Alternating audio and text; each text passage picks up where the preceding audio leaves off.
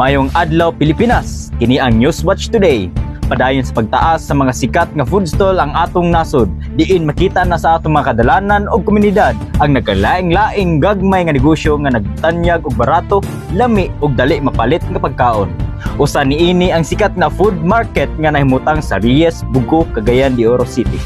Diin nagtapok ang nagkadiang food stall nga ginadayuhan sa mga residente o bisita sa maong lugar. Aron mas masuta nato ang kahimtang og kalambuan sa maong food market sa Reyes, Bugo, ato karon paminawon ang report gikan kay Dennis Store. Aniya ako karon sa usa ka active nga food product diin ang mga food stall nagdani sa daghang customer.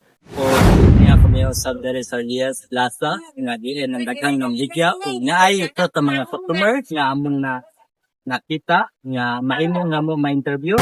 Ito man ang inyong observation sa kalimtin. Well, maintain man siya sir. Wala yung mga wala na kayo yung mga plastic na buwan na batura, mag-agip dyan sa buwan. Natural lang ang dito. Yung appropriate sa pagkain ako double na tayo. Kaya naman sa mga local sir, mga dalag din. Ano yung mga paborito nga pagkaon mo? Saan? Rice o corn? Kanang corn? Corn dog! No, kanang Ay, corn na corn lang yun. Wait, corn. Kaya ko sa inyong mga pibago. Nadang salamat. So, Ug karon paminawon nato ang usa sa mga tag-iya sa food stall dari sa Barangay Bugo. Adlaw atong interviewon ang isa sa mga food stall owners or mga tindera dinhi sa Barangay Bugo. Kanos ani niyo gisugtan ang inyong food stall menus?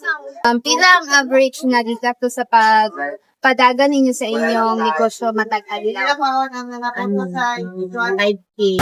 Last question. Unsa inyong plano para manambo ang inyong negosyo? Dili ka magsilugas ko. Para ko lang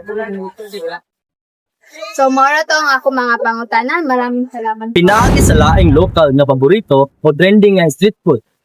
Ang mga food stall na ilhan nga pagbaligya og mga paboritong pagkaong Pilipino sama sa kwek-kwek, fishbowl, and barbecue o rice meal nga abot kaya ang presyo.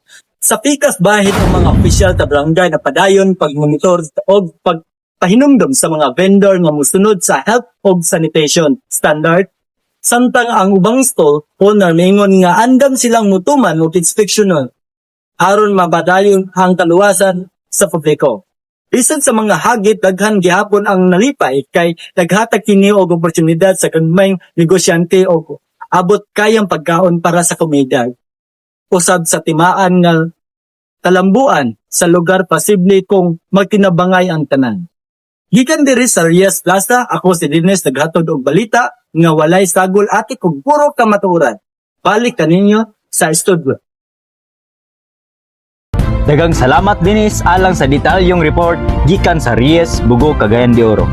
Tinuod gayod nga ang pagdagsa sa mga food stall dili lamang naghatag og lami nga abot kayang pagkaon sa katawhan, apan namugna usab og oportunidad sa panginabuhian alang sa daghang gagmayng negosyante. Sa matag palit og suporta sa lokal nga produkto, atong napalig-on ang atong komunidad og lokal nga ekonomiya. Padayon kita sa pagsuporta sa mga lokal nga negosyo o pagpalambo sa atong komunidad. Ako si Leandro Ifrago ug kini ang Newswatch Today.